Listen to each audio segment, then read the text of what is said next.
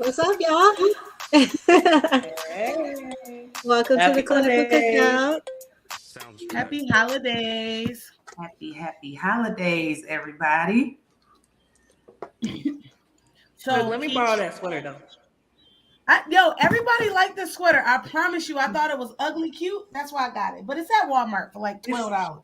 It's at your Walmart. Our Walmart ain't got a single Christmas anything in it. I swear, the Walmart here ain't got nothing Christmas in it. Except pajamas. They got some pajamas. That's it. Ours do, but I mean, we ain't like what Suge got, but we got at least some sweaters. It is old. I got it last year. I'm gonna have to go to Target. Target always got stuff. Target, that's my store. It ain't that expensive. Got my pajamas the other day. That's what you said. All right, we got a couple viewers. Let me just tell these viewers, we usually start to really get into it once we see a couple people hop on. But let us know you here. We'll shout you out. Let us know. I see my buddy Q. Hi, Leslie. Q. Hi.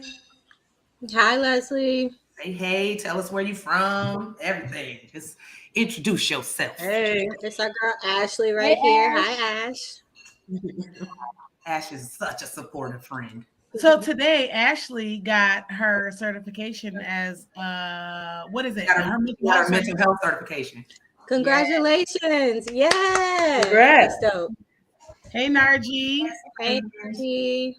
That is actually my cousin. That's my first cousin. She's the one that be dropping some of them jewels that be going on the page. So, Ooh. Oh, and also Julia. Hi, Julia. Narji actually has a successful business where guys know how I always wear these bracelets and my necklaces, like the gemstones. They're actually made by Narji. Oh, dope! Oh, really? Yeah, and she meditates over her jewelry, and she tells you, what they do for every part of your body, your chakras, how to charge them, and everything. So I get super excited because everybody's always like, "Where'd you get your jewels from?" But they're actually from Narji.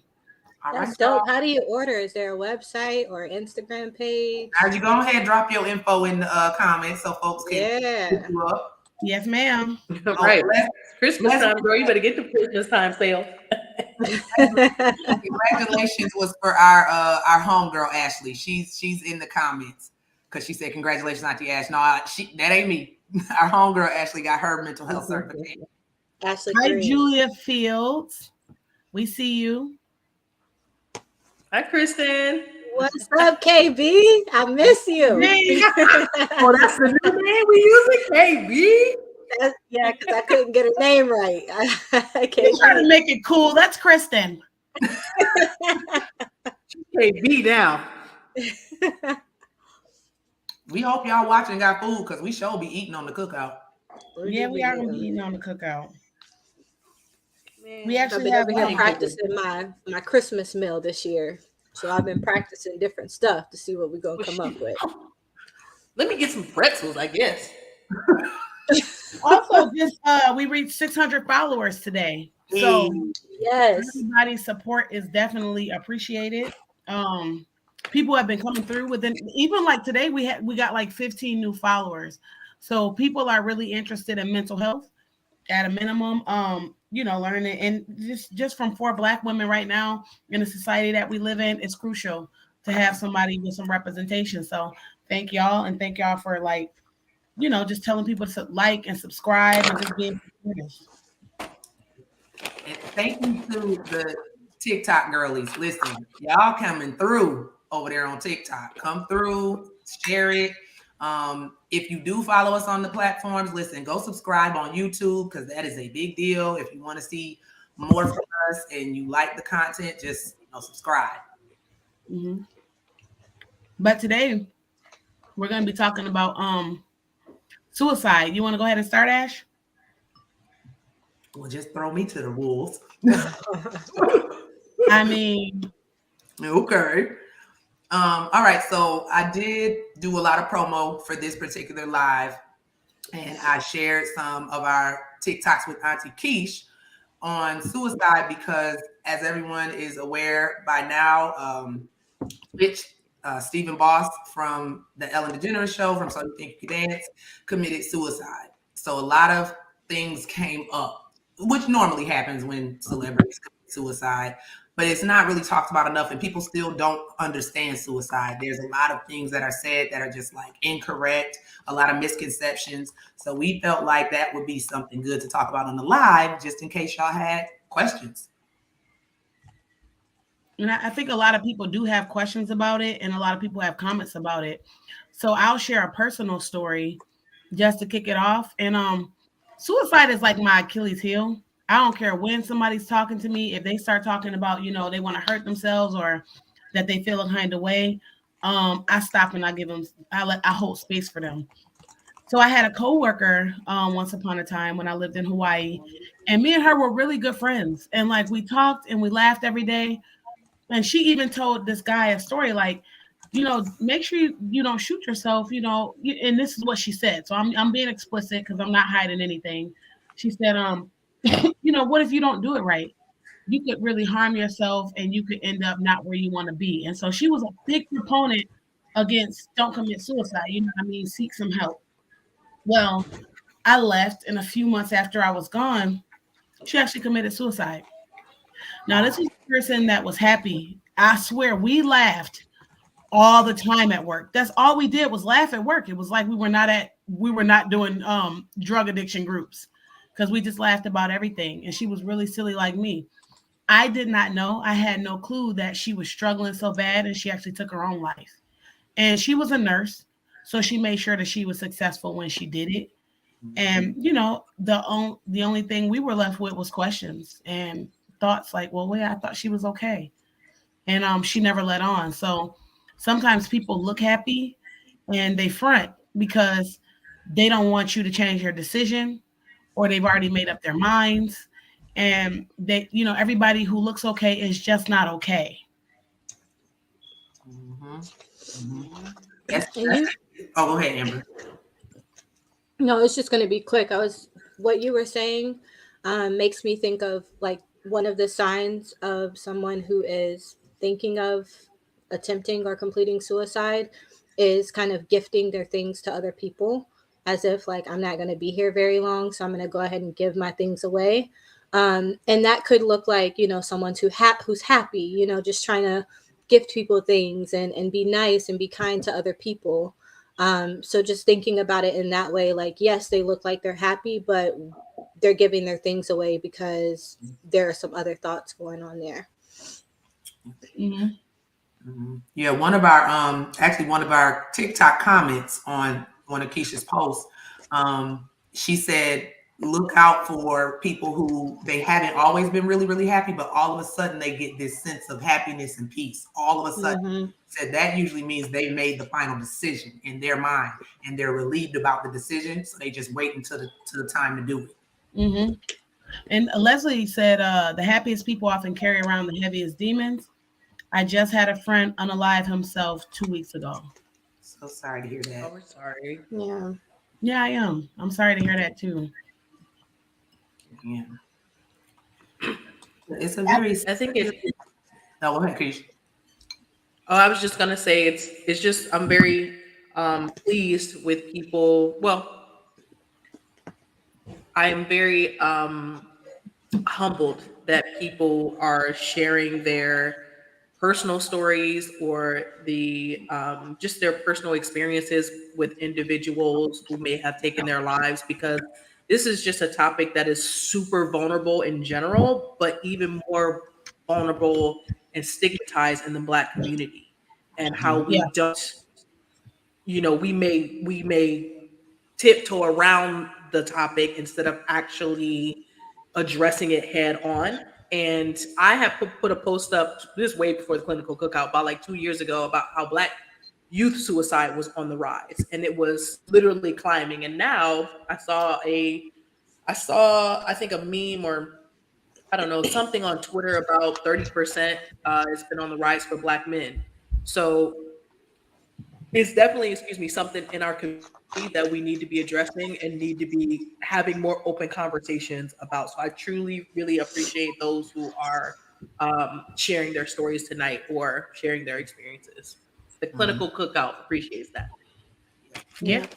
And I have a comment to follow up, but I first wanted to say hi to Terry. Thank you for tuning in. That's We my appreciate you. that's my homie Terry. Terry has supported us, y'all, so much. He shares everything we have. He done told people about us. He not playing. He don't play about us. That's awesome. Put it in Is this- reverse, Terry. Would you Oh say? my God, no. What'd you say? Reverse, Terry. Y'all remember that video? I had to. I had to. I Yeah. had to. I had to take the moment. I had to. Mm-mm. Terry, don't pay her no What's attention. up, Terry? Hey.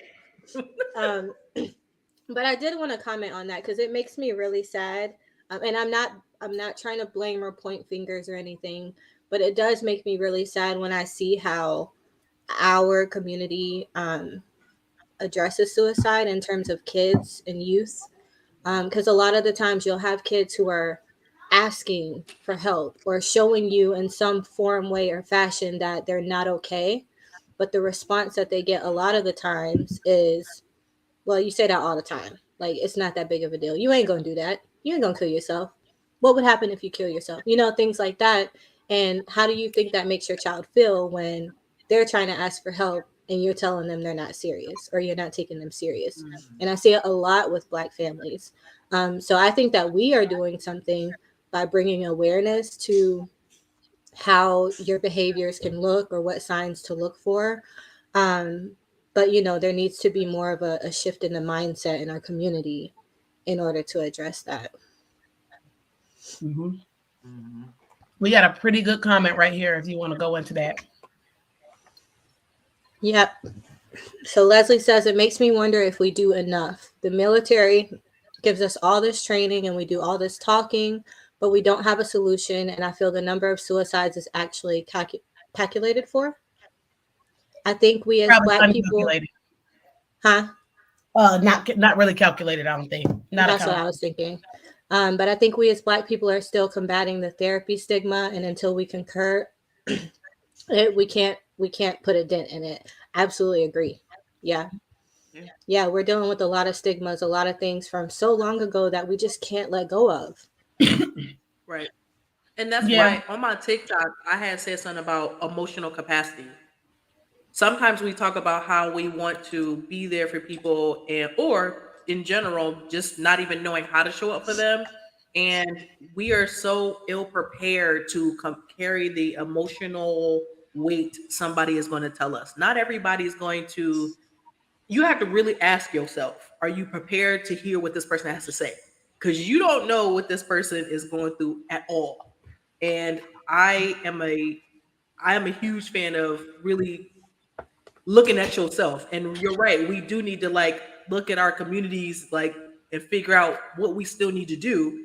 And I feel part of it is just us addressing how we treat each other every day. The amount of policing we do on each other, the amount of it is literally, I am just appalled at what we've been doing these last couple of years, especially now that the internet exists. So we definitely do got to do Mm, listen, it boggled my mind that, and I don't know why it boggled my mind because I know it, but like with this recent situation, you always get the people that say you never know what somebody's going through, so be kind, blah, blah, blah. Like, but are you actually implementing that kindness on a daily basis? Are you doing that? Because you're saying that, but are you doing that? Because the same people who say be kind also ask the questions like, well, why would you do something like that? Why would you be so selfish as to do? I'm like, it can't be both ways. You can't be kind Right. and just gentle at the same time. And that's what Ashley said. She said, I can't stand when I hear people say, how can they be so selfish? So that's one thing I do want to touch on. Suicide, it may seem like a selfish act. I'm going to speak from the family and I'm going to speak from the person that is struggling. From the family, it does seem like a selfish act. If you have 5 kids, you have 4 kids, 3 kids, you have people who love you. It's like, why would you take yourself away from us? Why would you leave these kids without a mother, a father? You know, why would Twitch leave his family without him? And so it looks selfish to the outside looking in. That's the way it looks. That's the way it might look to other people. Now, to that person that is suicidal or does feel like they want to unalive themselves, it may feel like I'm not being selfish because these people are better off without me. Yeah. I'm better off not being here because I'm suffering. I'm taking the lives of other people because I'm suffering. People don't want to hear me. I was just talking to Auntie Ashley about how it seems like when you are a caregiver or when you are in our field, everybody wants to call you and they want to vent, vent, vent, vent, vent. And it's like, I don't mind venting. You want to hear that. But the minute you call somebody else and you need to unload, nobody wants to hear it because you got it. And so Mhm. some people who put up a front to be strong, or some people who want to make everybody else laugh, sometimes those people are struggling and they feel like if I'm not here, I'm relieving everybody of me. And this is my life. And so I'm in charge of it. What? My body, my choice. That's what we tell everybody. My body, my choice. Then it's my choice. It's not a selfish choice. And that's how sometimes people feel about it. Mm-hmm. And Yeah. that's another thing I wanted to touch on that you said too, Auntie Shug, is that idea of being able to hold space for other people, and some people really not having that capacity. If you don't have it, that's okay. You can say you don't have it, but there are still things that you can do to help somebody. It's like, I'm gonna get you connected with somebody. Let's look up some resources together. So we don't always all have it. Even as therapists, it's days I ain't got it. After a long day, I can't talk to somebody else who's going through something. I done talked to Mhm. people all day and I can't do it. But I'm gonna make sure that you have what you need. You have the resources you need. Hey, look, reach out to here, call this person. So if you don't have the capacity, that's okay. We're not saying try to be something that you're not capable of being. Yep. Right. Right. Because we don't expect everybody to be therapists. I think so we can be clear about that. Like all of us on here are trained. So we are trained to provide empathy, non-judgment. Now I'm not saying we're perfect because every single obviously human has some sort of human bias, but we are trained to do those things. Like we know what to look for when someone is suicidal. So we're not asking you guys to be, you know, having okay, I got to Therapist. ask this question, I got to ask this question. No, that's definitely not what this is. It is a way to know that hey, maybe there is somebody that could be struggling that may be acting differently or may even have a just a different tone or different vibe, and maybe just asking them, hey, do you want to talk, like, or how can I support you? Sometimes we think that supporting somebody in the way we know how to support them maybe it's not what the support they need. So maybe they just need you to just listen. What if they don't need any questions? What if they don't need Yep. anything extra than you just listening? Well, sometimes we just need to listen. That's it. And another thing in terms of questions that you can ask, and we actually have a comment here, there is a myth that if you ask somebody about suicide, it's going to make them do it. Or they're going to That's a want to, myth. like, it's going to plant this idea in their head and they're going to want to do it. So Julia says here, when you ask someone directly if they're considering suicide, it will give them ideas. That's a myth. The truth here, which she is spot on, you ask them that direct question and it opens the room for dialogue. So if you are asking, hey, have you thought about, hurting yourself or, doing something that's not okay, that might not open the conversation, but directly asking like, what, have you had thoughts of killing yourself? And if you're comfortable with that, and I know a lot of people are not comfortable with asking that question, but it does open the dialogue because you saying that, it just kind of makes that person feel a little more comfortable, like, oh, you're actually asking me that, like you said the Yeah. words, Right. right? You Yep. said it. You normalized it. Yeah. Or commenting saying, you know what? Honestly, a lot of people who going through so much like you sound like you're going through, some people do think about suicide. Do you think about that? Because if people are going through a lot and there's a lot of death or there's a lot of morbidity or they're struggling with depression, 10 times out of 9 they've thought about suicide. There are intrusive thoughts that come in your head that you didn't ask nobody for, and they come in your head, and that might be one of them. You know what, it might be passive. If I wasn't here, things might just be so much better. There are passive suicidal thoughts, and so when you ask somebody those questions about them, you're not planting the thought, you're holding space for them to say, you know what, I have. And at a minimum, when you hold the space and they say I have, then you can kind of talk to them, or just them unloading on you, getting that stuff off their chest might make them not think about it. or might make them Right. feel better about their thoughts and not guilty. And then, you might be able to say, well, have you thought about going to the hospital, so that you can keep yourself safe? You might be actually saving a life by asking if somebody wants to commit suicide. Mm-hmm. And And just oh, go ahead. sorry, just real quick, Auntie Shook, since you mentioned passive suicidal thoughts, can you talk a little bit about active suicidal thoughts and the difference between the two? Absolutely. So, what a passive suicidal thought is, it could be an intrusive thought. It's a thought that comes in your head, like, you know what, if I wasn't here, things would be so much easier. Or, what if I went to sleep and just didn't wake up? I'd be happy if I just went to sleep and just didn't wake up. It's fine. I could die like that. Or, what if I did just die in my sleep tonight? Or, shoot, if somebody shot me, I wouldn't even be mad right now because I think I feel a lot better just not being here. Those are passive suicidal thoughts, the thoughts that you have no intent on acting on, or you have minimal intent on acting on, but it's just not something that you've thought of actively. Active suicidal thoughts are, probably on Tuesday, I think I'm going to die. I think I don't want to be here. I'm finding a way to end it right now. And some people actively in suicidal thoughts with suicidal ideation might be like, you know what? I got a gun. I'm probably going to end it all. Or I got a knife. If I cut my wrist this way, which I think I'm about to do, then I can end it all. So you have passive and then you have active. And people in active suicide, when they have an active suicidal thoughts, there's intent. They may not do it, but there's still intent. Mm-hmm. Now I can say something about suicidal gestures. Suicidal gestures are seen as a cry for help. So you get some people who will slit their wrist the way that they know they're not going to die, but it makes them feel better to feel like they're taking control and that they're doing something. Or they might take a bunch of pills that they know are not going to kill them. A bunch of Tylenol, cure the biggest headache in the world. I won't say Tylenol because that can mess up your liver, but a bunch of pills that they know that they may not die from. And we've told people, you've probably cured a big headache, but that was not going to make you die. Now, what were you thinking to make you do that? And they think, I wanted to commit suicide, but I wanted to see if I would die. So it's a suicidal gesture, but it's a very passive suicidal gesture, which is borderlining on active suicide. So even when people are at any one of those points, those are all dangerous points. Mm-hmm. And they always need intervention at that time. Mm-hmm. I'm gonna go back to something you said, Auntie Shug, regarding thinking that people are strong or thinking that people can handle things. I actually posted that on our Facebook page.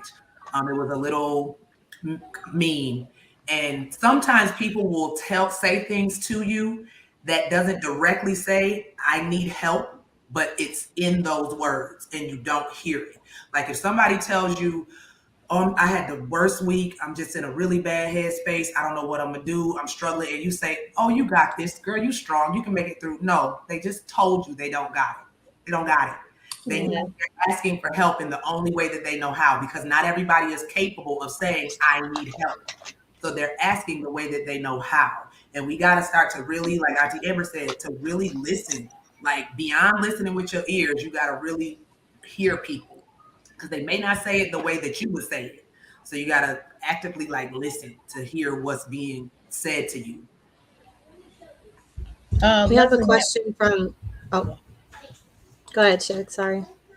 okay, we have a question from Q. He said, and Q is a black male, by the way. So big ups to our black men, because you are you are one of the biggest communities that we want to do this for, because we recognize that y'all don't get the help that y'all deserve, and a lot of y'all don't reach out for the help that y'all need. So I commend you for today. Um, with the gestures, does it only work if they are aware of it not working? Like when it comes to slitting your wrist, walking down the street, not cross it.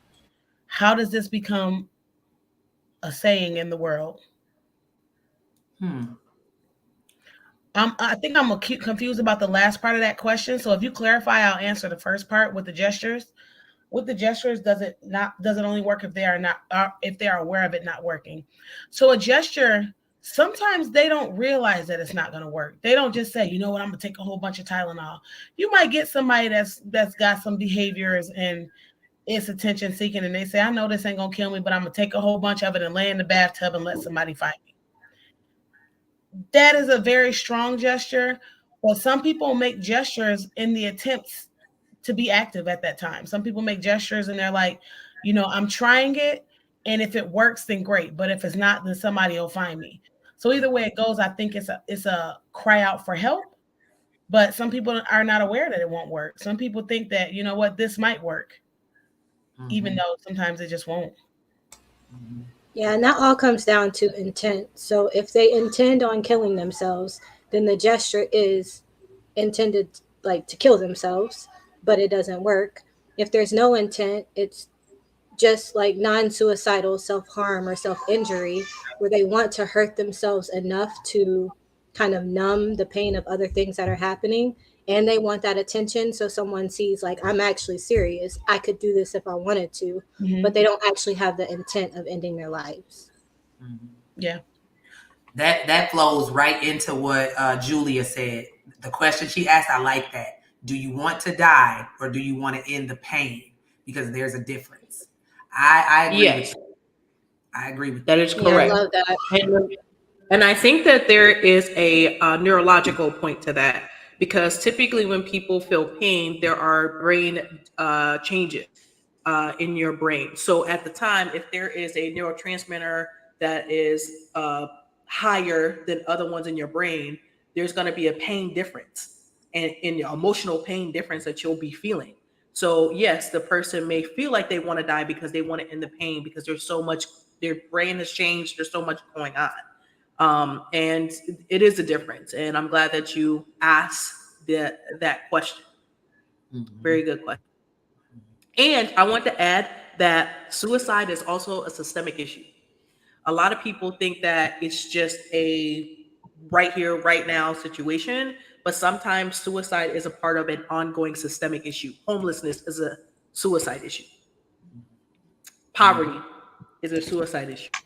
Like, is like those people can take their lives due to the systemic or the system that we in that continues to be unequal, continues to be not address injustices, equity, inclusion. So suicide has a range of risk factors, and part of it is systemic. And Leslie did clarify here. I get what he's saying now. Yeah. So with the first comment where he says, "How does this become a saying? Walk down the street, not across it." He clarified saying, "Walk down the street, not across it," means that if you cut your wrist a long way, not across, then you can kill yourself. Or if you want to die, that's how you do it. So he's asking, like, is the world giving directions, and like, why or how is that happening? Oh, okay. Well, people, you can Google things, because there are sites where I think like parents had got like really scared because kids was Googling certain sites that would tell them how to do it and stuff of that nature. So the internet can definitely be a dark place if you're looking for what you need to be looking for. So I don't know how people are getting information. I just know that the internet is one of them. And so another thing too is that's medical too, because a lot of people were doing the gestures where they were like you said, crossing the street, and somebody was like, you're not trying to, because if you wanted to do it, you would do it this way. And so some of it is education, some of it is miseducation, and not necessarily even always with ill intent, but people are just learning how to get what they need. And I had a teenager once who actually learned harm reduction through that. Like, she wanted to cut, and she started doing it, and then she was like bleeding out a whole lot. She wasn't trying to kill herself. She just wanted to harm or like numb pain. And so she went on a website to learn how to do it safely, so she's not going to kill herself or cause like real deep cuts. So that was something that was educational in terms of harm reduction. Like, how do I do this safely if I'm going to do it? And then we kind of slowly worked on like working that out of her coping mechanisms. Yeah. Yep. Self-harm is also a part of chemical imbalances as well. People trying to soothe some emotional pain that's going on, and now your brain has definitely changed. So it says, Auntie Keeks, you couldn't have been more right about the chemical imbalance aspect that prevents the brain from rationally talking themselves out of suicide. As a med provider, I do my best to normalize mental health meds when needed. Correct. That is correct. Like, people don't understand that it's a nuance to suicide. It isn't just, oh, they off themselves. No, there are different things or different factors that go a part of suicide. I think I talked in my TikTok, even the methods, like men tend to use more lethal weapons versus women tend to use more non-lethal. Now, that doesn't mean that men automatically use lethal things. No, it just means that they're more likely to. Just like women are more likely to use non-lethal methods. And what I mean by lethal, guns for men typically, and like pills or cutting for women. That's an example. Yeah. Yeah, Julia, that part about rationally talking themselves out of it, that's one of the reasons why I work a lot on cognitions, rational and irrational cognitions, and those cognitive distortions, because a lot of times people will tell themselves irrational, like they have irrational thoughts, but to them, it's the most rational thing in the world, and nobody can tell them otherwise. So they're not aware that they're even having an irrational thought. So they don't know. They don't know that this is irrational. Yeah. Narji said it's a myth that the ones who talk about it won't do it. Yeah. I think that's important to note because somebody was saying earlier about people being like, I'm going to kill myself. I'm going to kill myself. I've seen people get pushed. So you get some cruel people who know that people are suicidal and they say, why don't you just kill yourself? And like they actually try and push that person. I've seen family members push people. The whole "you are dead to me" comment, like you don't even know who you saying things like this to.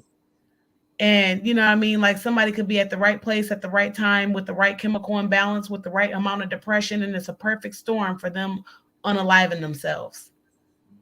And then, you know, it's nobody's fault because it's definitely an independent act. But what about living with, you know, the rest of your life instead of thinking like, dang, well, she did always talk about it. They did always say that. They were always suicidal, but I didn't think that they would do it.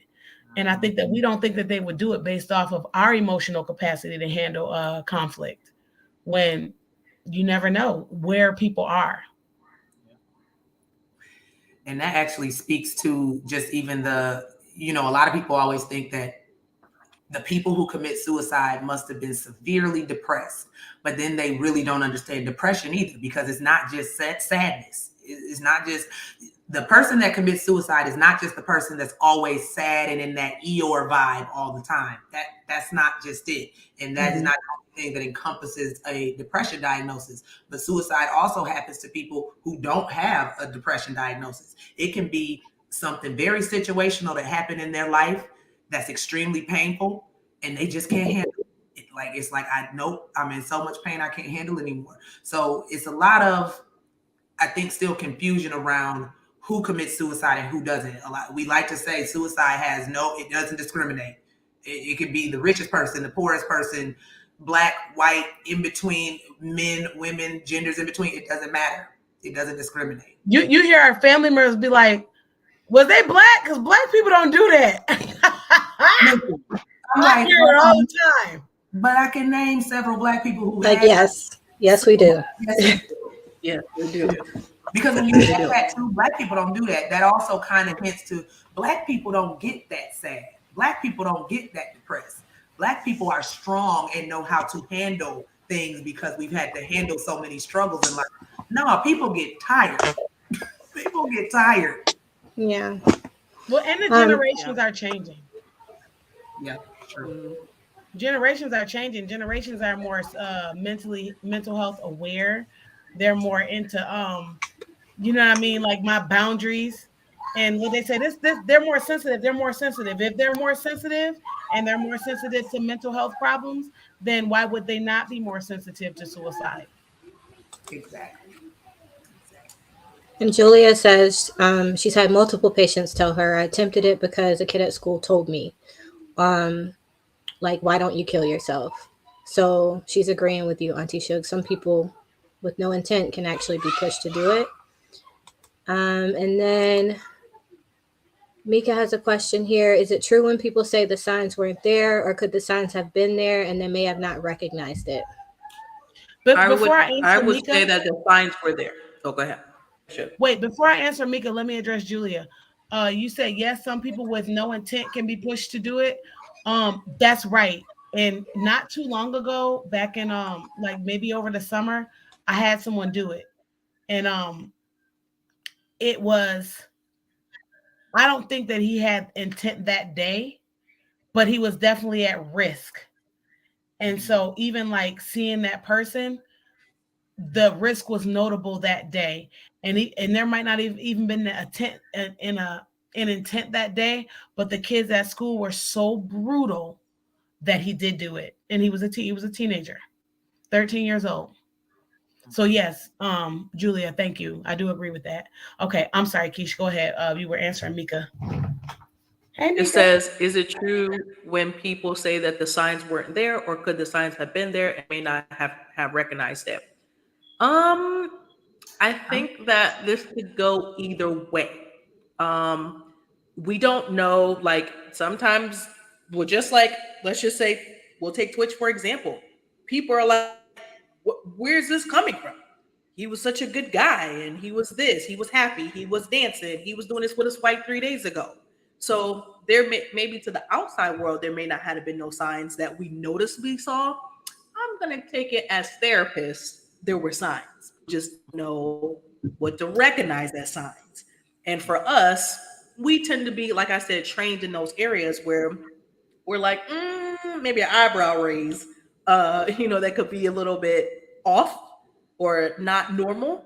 So I think that it depends. It depends. We know what to look for as therapists. It just may not be open to everyone. And again, maybe because it's so stigmatized, people may not even want to address it, even if they do see it. And they're just like, what do I say? Or what do I do? Or sometimes it gets you kind of frozen if you see somebody say something like that. So I don't know. What I'm do you guys I'm think? gonna go even I'm gonna Oh, go even further on that, Keisha, because just so the world thinks that they know celebrities through the internet. I don't know why, but they do. Yeah. And so with even with Twitch or whoever else committed suicide, Robin Williams, he was one of my favorite people. But Robin Williams, like I felt like, what you mean, Robin Williams? Like I know he was laughing. No, you don't. So family members may have seen that signs. The first thing Twitch's wife said is that she called 911 because he left his car and he was gone. That he was gone, and so that was a sign for her. mhm. So all signs are different from some people. If I know my husband and he's doing something out of the ordinary, then that's a sign for me. So even individual signs might not be individualized to everybody. Right. And to speak on that too, even with Twitter, like you said, celebrities, we only know what we see. We don't know their personal lives. But in Twitch's case, Twitch was very outspoken about his mental health struggles. So even though we didn't know his life, we knew he had mental health struggles because he talked about it. So for some Correct. reason, there's this disconnect, like, yeah, he had mental health struggles, but not like that. You don't know that. See, he told you he did. He was open about that. And also with the people in our everyday lives, we have to really start paying attention to the fact that people can mask and that we have personas that we put on.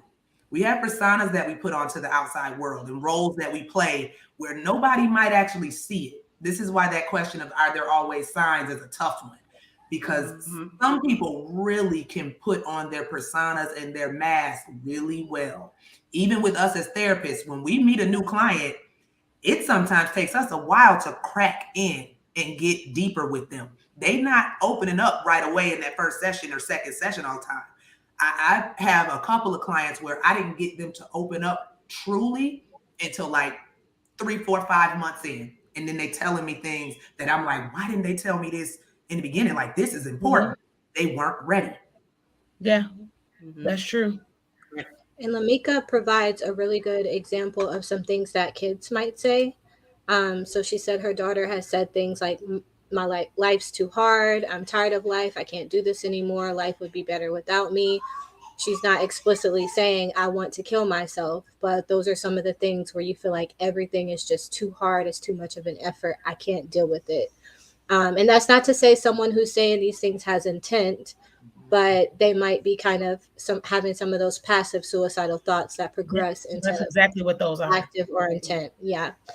And then we have Latika. Hey girl, welcome. So she did say some people will ignore the signs because they don't want it to be in their family or with their child, kind of that shame or, you know. I love that she said that because I can't stand a not mine. That's what I call them. Not mine. Not mine. No, Right. not mine. No, yes, yours. Yes, yours. Let me tell you what are high risk communities. All of it. Yes, yours. I go so hard for the LGBTQ community unapologetically, because they're at high risk for suicide. For the underprivileged communities, not only underprivileged Black communities, but people who live in poverty every day, they are at higher risk for suicide. People with depression, people with severe anxiety, people who have lost other people in their family, they're all at high risk for suicide. So a not mine don't exist. I never say a not mine because I don't know what these kids gonna do. I can, you can raise them with the best. You can teach them all about God. You can go so hard, and people have their own brains. All underprivileged. What's up? Word Power Hour said all underprivileged, and I concur with that. I approve that message because all underprivileged groups have mental health struggles. Even privileged groups have mental health struggles. We just talked about Robin Williams. He's a white man. We associate white men with strength and power, especially when they have money. And guess what? His mental health was not in tip-top shape, and he too unalived himself. Yep. And Narji said Anthony Bourdain. Oh, he's my babe. He was. I was caught off guard by that. I was like, what? Listen. Yeah. It like I said earlier, suicide doesn't discriminate. It's the one thing that is not about privilege. It happens more, like Auntie Keisha said, systemically and with the underprivileged. Yes, absolutely. But it doesn't discriminate. So the people who seemingly have it all, we don't know what they're really going through because those things don't suffice for chemical imbalances or trauma from when they were younger that they haven't processed or diagnosis of depression and things like that. Having everything doesn't nullify that type of stuff. Right. I want to say hello to my Uncle Ivory. Hi, Uncle. Where? Wait, where is there? Hi. You know. Okay, there we go. He comes on every time to see us.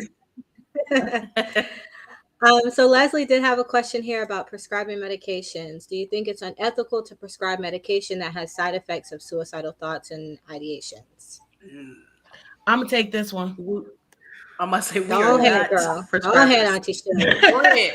You are that medical psychologist over there. Listen, I deal with this a lot. My boss is a medical psychologist, so I'm not going to speak on behalf of him, but I'm going to speak on what I have experienced.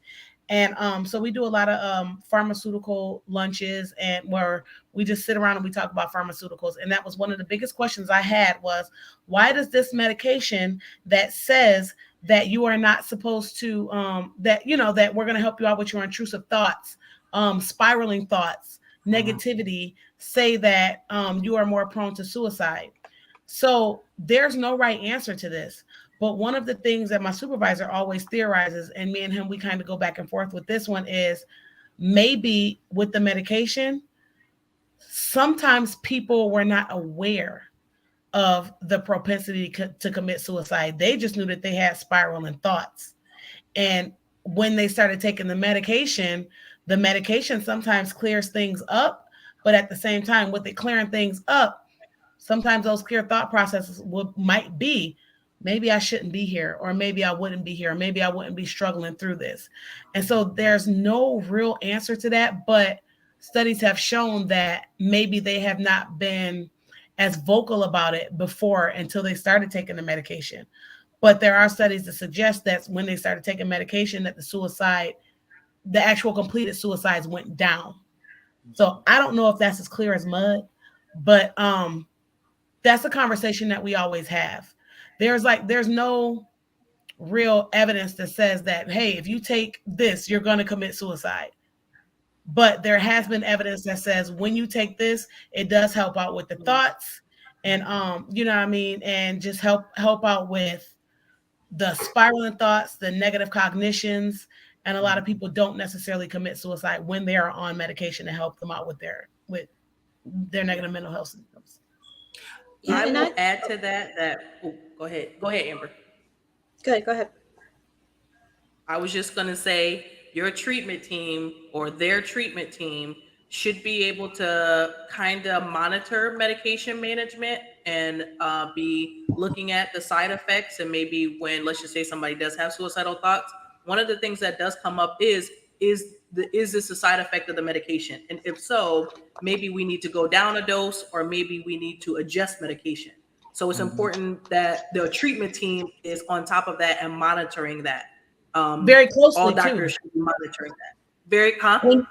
Yeah, no, very closely. And when people get put on medication, they're not just typically, and the military, I don't know if they're doing this, but they're not just giving medication and say, all right, come back in 6 months.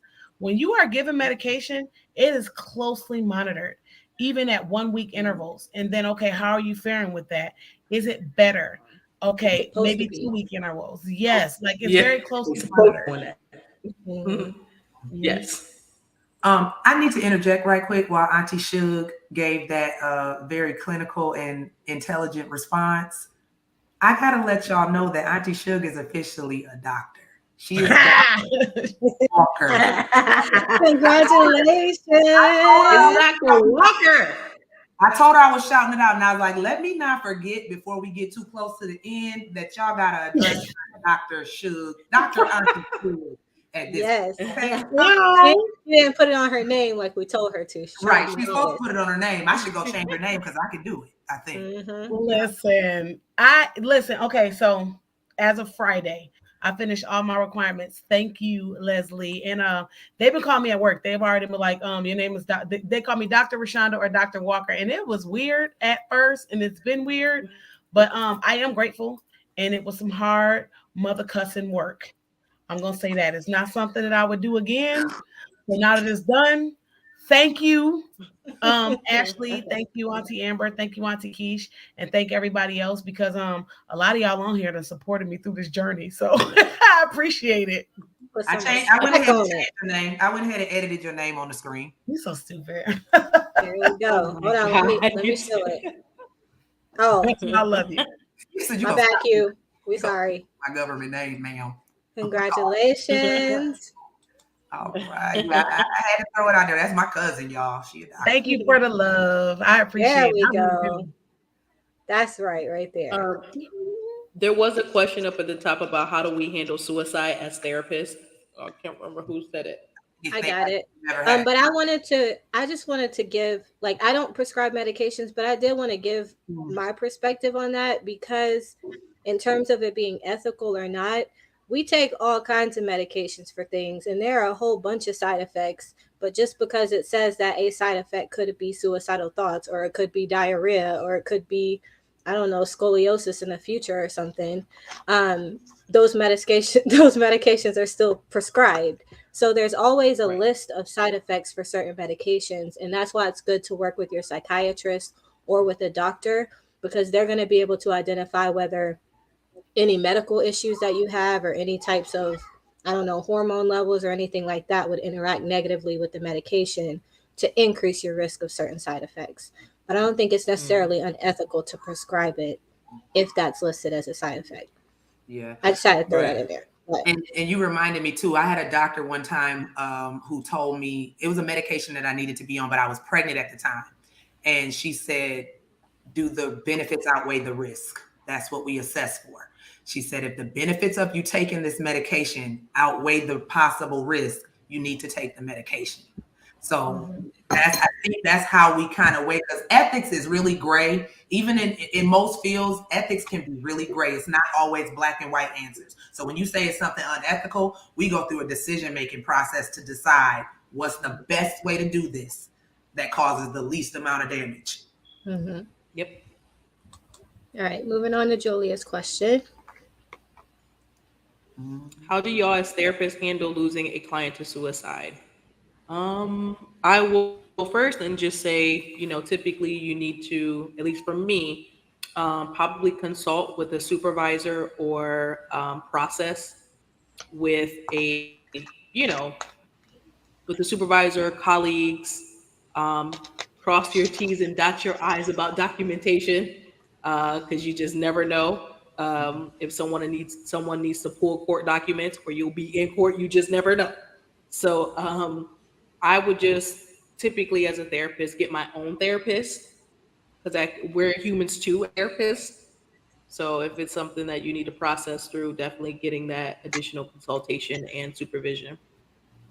I don't I know. just recently I was talking about my suicidal client, the one that committed suicide about 6 months ago. Um, I've had two in my whole career commit suicide, and it's hard. It's not easy because one of them was when I was doing addictions, and with addictions, it's hard because you feel like when they relapse, like, dang, is there more I could have done, or why didn't I see it? And then what happens is sometimes you find out when that person did not come to session, and that's even harder because he didn't come to group, and we just was like, what happened to him? And we Googled him, and he was on, we saw his obituary.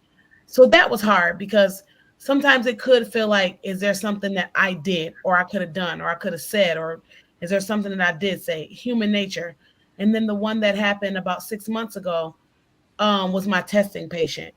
And so he wasn't actually my direct client, but I did cry and I was upset about it. And I felt it because it was a life that was young. It was a 13-year-old life. And I'm like, all that you could have been, but you know what I mean? Like all that you suffered from. So I had a session with my own therapist. I processed it with my husband. I processed a lot with him, especially because um, sometimes he just knows.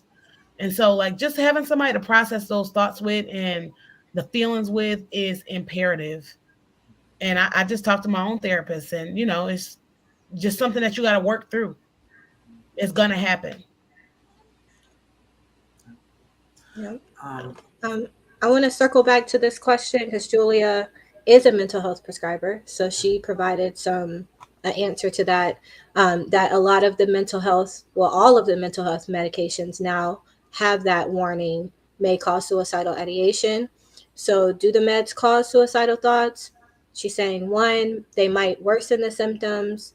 Then they reconsider the medications, or sometimes they make them feel clear headed enough, like Auntie Shug was saying, to think and finalize their plan, and they do it because they don't want to feel that low again. But that's pretty much close to what we were saying as well. mhm. Yeah. Thank you, Julia. Yeah, thank you. Yeah, thank you. This is a good friend of mine. I didn't realize it until he said it in another comment. Pastor Person. He actually Okay. he lives in Louisiana. He does. And so he's asking, are any of you involved in any aftercare for yourselves? Like, I'm thinking you mean like self-care, aftercare with patients or clients that we go through things like this with. Yeah, we have to be. Hmm. We have to. Yeah. It's like it's essential. Mm-hmm. Psychologists need a psychologist. So I have a psychologist. And I do not yet, but I used to. I used to have a social worker. Yeah, I've I'm had still on the wait list. I wish I could throw psychologists in there and be like, can y'all bump me up on the wait list? Because I need it. But I'm on a wait list because mental health services are just real packed right now. yeah. I'm I getting will back say, in beginning of the year. I will say, if you have a good primary care doctor, like I've had some really great primary care doctors that really, really are concerned not only about your physical health but your mental health. So they have been ones to talk to me sometimes, and that still helps. That's helpful to know somebody cares. So if you can't necessarily find a therapist or a psychologist, or you can find these long wait lists, talk to your primary care doctor if y'all have a good rapport. Mm-hmm. another thing you could do too is go on Psychology Today. Because some people just do telehealth. Yep. Me. Yeah. And so Me. you don't even have to walk into an office. But I do telehealth because I don't have time to go sit down, but I'm gonna make time to go and talk because I just needed to. Hmm. I don't like telehealth. That's why I'm on a wait list. I'm waiting on in person. Ooh, I don't like virtual. I'm cool with I it. love telehealth. Feels Not weird to leaving me. my Also, home. let me just say, when you have peer groups, professional peer groups, like this can be considered a professional peer group because we're all in the field. Mhm. Oh, I'll hit up Auntie Suge in a minute. Like we call each other when we need stuff. We tell each other when stuff is going wrong, and that's also helpful because at Yeah. the end of the day, sometimes I'm not clear headed. I'm having irrational thoughts, and I gotta call Suge, and she be like, "All right, now are you not? Why are you thinking like that? You going too far." Mhm. So you have to have people even in your peer group that really support you. Mm-hmm. We have our own group therapy session. Yes, we do. And let me just tell y'all, Suge was calling all of us for that dissertation. Let me just tell you. Like, Jesus, I And had all to. that for no reason because she killed it easily. you were struggling, boy. Right. I had to put Just you out there Keish, because you got through it. No, your testimony tells people that every human being, including you and us, we go through it. You were super anxious I was for about to start You were smoking and practicing what drinking. you were preaching. I was about to start smoking and drinking. I was calling, and I'm not even gonna lie, I was calling all three of them honestly with all types of cognitive distortions, where the things that are really happening in real life are not matching up with what's really going on. I Mhm. thought that the whole school was out to fail me, and I'm like, well, Keisha, what if I get into the dissertation and I don't know what to say? So I needed her to say, like, you wrote it. What the cuss are you talking about? And it was like, she was like, Rashonda, you wrote it. And so I needed like to hear That. what I already knew. Like I needed confirmed what I already Right. knew. And Listen, and they laugh about it now, but I know I was getting on everybody's nerves. I don't care though. listen. Auntie But Suge cussed you're me out. practicing what you're preaching though. Right. She cussed me out You're because I practicing what you're made preaching. a Facebook post about cognitive distortions and she called me and said, "Oh, so was that for me?" Like, wait a minute. I was Yeah. like, "What?" Wait, I Yeah. didn't know about that. Did she really? She did. I did. I was like, "Sure." Like I was doing everyone wasn't even thinking about you. I said, but you know what? You're going through it. So you talking about me on the Yes. internet? That's what we doing Yes, now? guys. Dr. Subliminals? Suge cussed us all out Subliminals? before. We have all been Different. cussed out because of her and her anxiety and all what she was going through at school. We'd all been cussed out. So we all had to take it. So now we're just giving her a hard time. Listen, That's why I have a it's not therapist. just her. It's not just her. All the aunties have gone through stuff. Keisha was dealing with bats, and Amber done dealt with stuff. Auntie Ashley, I have dealt with stuff. We've all gone through it. This is why we do our group sessions because we need it. Okay, cute. See? I'm Okay. glad I be here and I help people because I'll be like, am I helping? Mhm. Listen, This making sense? Oh, Q did have another comment I missed. This was about in response to the question about what you do when you lose a client from suicide. He's saying in the past he's been told, you can't save them all, so just make sure you're not hanging their deaths on your shoulders because they didn't do it because of you. And I agree with that. It's a choice that they make, and because we work with them with mental health, we sometimes assume we had something to do with that choice, but we have to remember they have whole lives outside of therapy. There are so many other things that could have influenced that choice Yeah. aside from us. So and I struggle with that. With one client I had who was suicidal, active suicidal, like tried to commit suicide 2 or 3 times. And, we needed to step in and do some higher levels of care and intervention. But as her therapist, I struggled because I was like, no, I gotta call her outside a session and I gotta check on her. And my supervisor was like, that is not your job. She was like, you cannot save her. If she wants to commit suicide, she's going to commit suicide. You making yourself available like that, you will mix up the boundaries and she will need to lean on you too much. So don't do that. And I had to, because I was worried. I was like, but if she does something and I didn't do everything I could, she said, you have done everything you could. You gotta step back. Yeah. But there is a such thing as the client being too dependent on Mm-hmm. the therapist. And so even with suicide, if you give somebody the numbers, like I've done plans like, you know, plans to whereas if you feel like this and you need to call this group of people, and I have therapists come up, I mean, I have clients come up with their own list of people that they're gonna call. I've done contracts, and contracts are a little bit tricky because sometimes you know, sometimes people pleasers will fill out a contract and say, I ain't gonna do it, I ain't gonna do it, and then they're still gonna do it. So you have to know what you're doing with that client, if they're going to do it or not. Like I've had clients where I'm like, she's too much of a rule follower. If she signs this contract, she going to call everybody else on here before she actually does it. And I've also had clients where I was like, she going to do it and be like, so I signed the contract and what? So it really all comes down to being aware of who you're working with and having that rapport, because rapport is about 70% of people getting better is the rapport that they establish with their therapist. Yeah, that's true. And providing hope. Hope is a really, really big thing when it comes to individuals who have been thinking about going through with unaliving themselves or committing suicide. Providing hope, giving somebody that glimpse can be powerful. And it works with having that established rapport and relationship, as Auntie Shug, excuse me, Dr. Auntie Shug was saying Yeah. about relationship.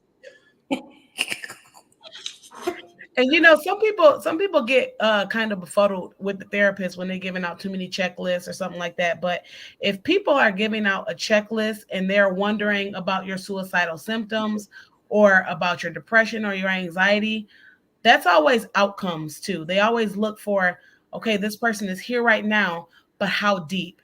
So we give out the PHQ-9, and it's like a personnel health questionnaire or something like that. Number 9, don't quote me, just look it up. And whenever you give out that, you're wondering, how bad are your symptoms? Are your symptoms bad enough for you to want to hurt yourself? And when we need to know those things, and then they're good for later on, 6 months down the line, where you are better and your mental health is better, and we can look back and say, look, in the beginning, this is where this person was, and now this is where this person is. And that's always a way to find out if you're really helping somebody as well. It was, you put a comment up, Amber.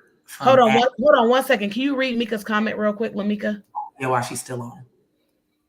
I have to sign off. I wanted to take the time to say thank you, ladies, for everything. I don't think you understand how much you are a blessing and pouring into others. This is a safe space full of wealth and knowledge. God bless. Merry Christmas. Oh, thank you, Lamika. Good. Thank you for being so supportive and being such a big support to us. She really is. Yeah, okay, it was a comment that Amber popped up that Ashley said earlier. And I remember what it said, so she don't have to pull it back up. But she said I think it said something like, sometimes there's so much power in silence, just being there helps. That is a big deal. You don't always have to have a solution or say something, because a lot of times people who are struggling aren't even looking for your solutions. They're looking for your support. And another thing that that aligns with that I saw on our TikTok comments is she said, I found that a lot of the people that I did try to talk to would always tell me, just do this, just try this. She was like, all I actually wanted was a hug. I wanted somebody to embrace me, but they kept telling me what I needed to do to feel better. So don't just tell people what they need to do, because chances are they already know. They've been told, hey, maybe if you exercise more, go talk to your therapist, try this medication, do this, do that. They've been told. So that's not what they're actually seeking when they come to you for support. That's true. And another misconception is, man, you say you down, let's get drunk. Stop doing that. I'm just going to go ahead and say that out loud. Stop doing that. Because when people get down and they say, oh, you know what, let's just go get drunk. Alcohol is actually a depressant. Weed is actually a depressant. I'm getting tired of it. And so what you do to these people is, for a moment, they're dulling it all out. Everything is going away. And then when it comes back, it's coming back with a vengeance. And so you're going to go back right down. So the only way to do is find some healthy coping mechanisms. And you can find those through therapy. And if you get super down, there are suicide hotlines, there are suicide text lines now, and there's crisis lines. And a lot of people say that they can't get through to them. We can give out a of like crisis lines, but I know 988 is the biggest crisis line. but I would not sit there and get drunk with somebody. I'd rather put you in a hospital than get drunk with you, and you might wake up dead. And logically, if we want to keep it real, all of us knows a friend or a family member that turns into a crier when they drunk. So what do you think happens if they're everybody got that friend or family member? The second they get too drunk, there they go crying. Everything like they breaking down about something from 10 years ago. So if you know that that can have that effect, it's probably not best to get drunk with somebody who is hurting, who is dealing with some emotions, because all you're doing is masking it. That's all you're doing. And you know what, Terry? You said, what about you feeling down? Let's smoke. That's another thing too. Weed does the same exact thing. It will cure your anxiety for a minute, but you're going right back down. And I think that when people get in these spaces with people and they think that they're curing them by giving them mind altering substances, it's not helpful. And that's why sometimes you still hear that person committed suicide later, because you put a band-aid on a hole. They're still bleeding. They're just masking at that moment. Now, see, this is the only spot, Terry, where me and Auntie Shug slightly differ, because I do think you have to have other coping skills too. You can't just say, I'm gonna smoke every single time. That's what I'm gonna do. I think you need other coping skills too. However, I just am on the side of medicinal marijuana, not just smoking with your homeboys and your homegirls. But if you have a doctor that you're working with in a state where it's legal, because let me just keep everything legal. If you have a doctor that you're working with, you have a medicinal card, there are different strains and different types of marijuana, and you are working with medicinal marijuana, it can be something that is helpful and useful, but not all on its own. No different than I'm a big proponent of psychedelic assisted therapy. That's just me. I've done research in that and I want to get certified in that. So I know the benefits of it, but I also know the harm. But we're also talking about under a doctor's orders, no different from any other prescription, which is also a drug. So this is the only place me and Auntie should differ. But yes, you should have other coping mechanisms as well. And I ain't never met no friend that's been like, hey, let's go find a doctor to prescribe us some medical marijuana. Not with your homeboys. Did you hear the distinction? Hey, yeah, Auntie Amber got to peace out, but thank you everybody. I know y'all are going to continue, but I got to go. We can stay on for a couple more minutes. The other three aunties, I guess. See you later, Auntie Amber. But yes, you're welcome, Terry. I wanted to talk about that because a lot of people do say, "Oh, let's smoke," and they have not looked up anything. That's different. They just like, let's just get high, and that's just not like. I ain't talking about going to your neighborhood weed man or the dispensary. If you truly have some kind of either chemical imbalance or some kind of mental health issue, I'm talking about actually talking to a holistic wellness doctor or your therapist that maybe can provide a medicinal card. I'm talking about doing it a different way, not the way that most people do it. These are the same people that say they don't trust the government, but they're going to go get that medicinal card. But I digress. True. I'm just saying. True. But yes, when you actually talk to somebody to give you more coping mechanisms than mind-altering substances, I think that that's more helpful because what if you don't have a substance? Right. You need to be able to look into your own cognitions and pull out what's already inside of your body naturally. Yes. That's the way I always think about things. That's a Dr. Auntie Shug thing.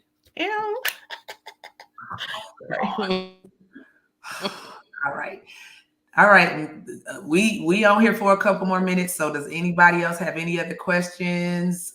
It can be suicide related or not. We did say that. I'm actually glad we spent so much time on suicide though, because it's a really big deal and it should be talked about more. So I'm glad we did use the live for that. But if y'all got something else y'all want to throw out there real quick, go right on ahead. We're going to give y'all a few more minutes. We still got some viewers on here. So let us know.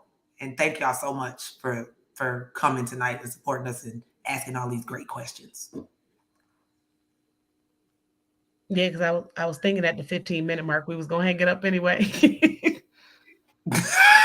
I'm sorry. Hold on. I don't think you should smoke with. I cannot. I don't think you should smoke with dumb people. Ray got the OG. but a small control of the English lexicon. There are strains that can help with all things like Auntie Ashley said, but I also take a page from Jim Carrey. He said, I don't believe believe depression is real, but if you don't exercise and eat well and put yourself around good people, then you're not giving yourself a fighting chance. It's true. That's true. That's true.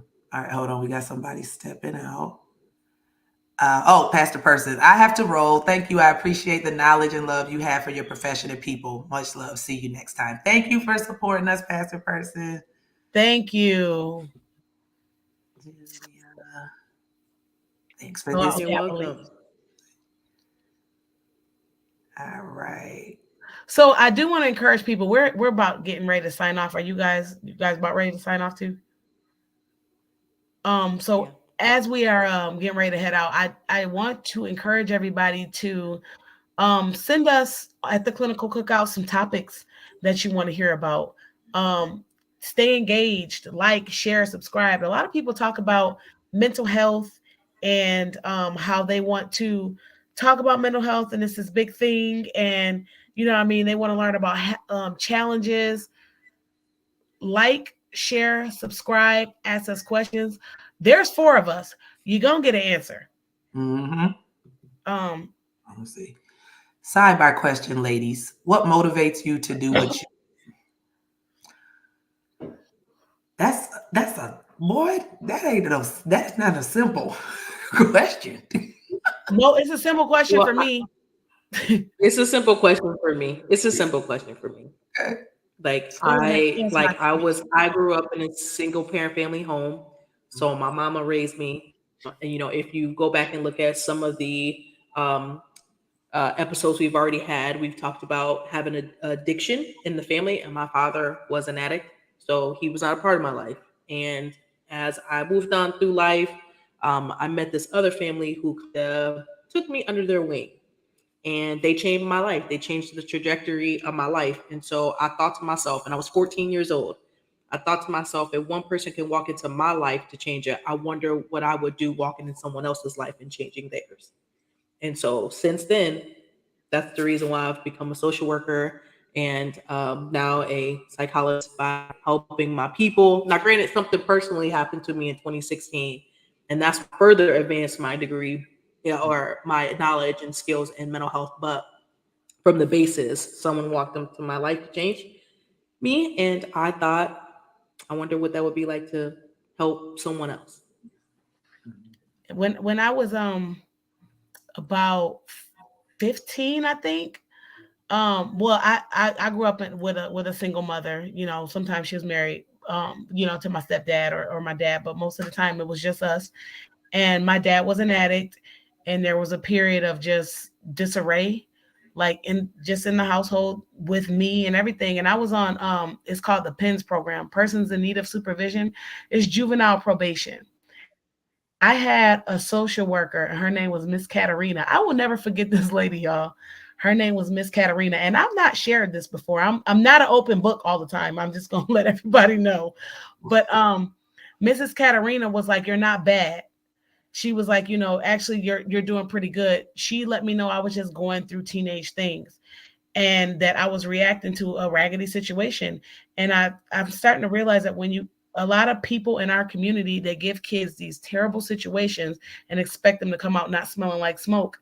And it's just not going to work like that. And so I started wanting to know, why do people do the things that they do? And the way Miss Katarina spoke into my life, I still remember her name because she spoke into my life in a program that I even had no business being on. I wanted to do that for everybody else. So I initially wanted to be a probation officer, but somehow that spiraled into social sciences and mental health counseling. And then I went for the gusto with psychology because I want to know why. It's always a why for me. You wanted to be a probation officer? She did. I remember that. She did. Mm-hmm. I think I wanted to be a video girl for a social worker. Of course you did. I did. I wanted to be uncut and all that. So I wanted to be. I used to want to do the ring thing, like where the girls held up the ring. Yeah, I want to do that too. But I've since gotten better. Go ahead, Auntie. Y'all, I wanted to be a neurosurgeon. I used to wanted to be on videos and in boxing rings. Anyway, no, my motivation for this field really is representation. People will hear me say that all the time. I had a very close family member, one of my uncles. He's also my godfather. We had such a close relationship, such a close bond, and he struggled with mental health issues. And I remember having a conversation with him when I was in high school. I can't remember how old, but he said, I ain't going to talk to no therapist. I would only see a therapist if they look like me, and none of them look like me. And that stuck with me. So I went off and went to college because I was going to be a neurosurgeon, y'all. I was going to medical school. But life happened, things changed, and I realized there's another way that I can help people that I feel is even more impactful than being a neurosurgeon. And I need for us to see us. So my motivation has always been, I need my community to see that we are here. That's always been it for me. Mm-hmm.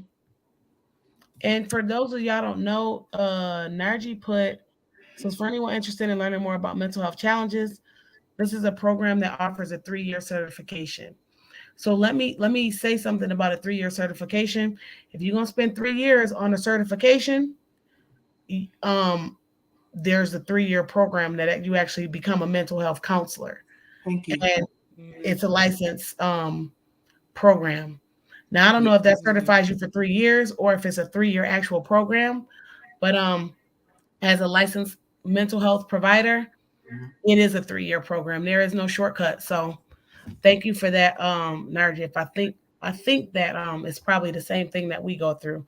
But if you do go through a program, it must be CACREP accredited. Yes. Because if it's CACREP accredited, you can practice in any state and you will learn mental health. You'll learn the basics of mental health. You'll learn theories of personality. You will go through a rigorous program for 3 years and be actually taught how to practice. Okay, she's talking about mental health first aid. Oh, so okay. Certification. Yeah. Okay. Yeah. Right. Thank you for that, Narji. Thank you. Your uncle said, everybody click the thumbs up. Right, Unc. Tell him, Unc. Thank you, Uncle. You just love supporting me. I just love my uncle, y'all. I love it. And support. Oh, okay, to recognize the signs of a mental health crisis. Okay, I see what she's talking about. You're not talking about an actual 3-year certification program. Okay. No, and thank you for that, Narji. We're gonna go ahead and get ready to sign off. Are y'all ready? Yeah, y'all ready? Thank you for everybody coming tonight. We really do appreciate the love. I didn't even have to text nobody and say, "Come on, y'all, we live." Right. Didn't have to tell they must nobody. Have missed us. Right. They We must ain't have been missed on us. here Hey. a while. Well, before we go, we want to say happy holidays to everybody. I know Christmas is coming up in a few days. I literally think we blinked and it was Christmas. And happy New Year to everybody. So please enjoy this time with your family. And if you reach out to people who do care about you, where you feel safe and loved. Many blessings from the ladies and the aunties at Clinical Cookout. And Merry New Year to you, hubby. I'll see you in a minute. That's the support we're talking about. The support, right. That double D support, the triple D. Look at Venetia. That's my triple D support right there. Also, before we hang it up tonight, y'all know season 2 coming. Listen here. January 6th. January 6th. Get ready for some new episodes on Friday. But until then, this Friday, you will get a flashback. So get ready for that. We'll still be putting out other content, but season 2 is close by now. So we almost ready. Oh, and thank you for your support, Lori. I see you. There's my coworker. So hopefully I did us proud. I always big up my boss. So tell them about me. But yeah, thank you. Happy holidays, everybody. And we will see you in the new year. New Year is gonna be Dr. Auntie Shug. And I'm gonna talk about it, okay? It is already Dr. Auntie Shug. Gotta change the name on the thing and everything. It's already there. Yes, thank you. Good night, ladies. Thank y'all so much. Good night, everybody.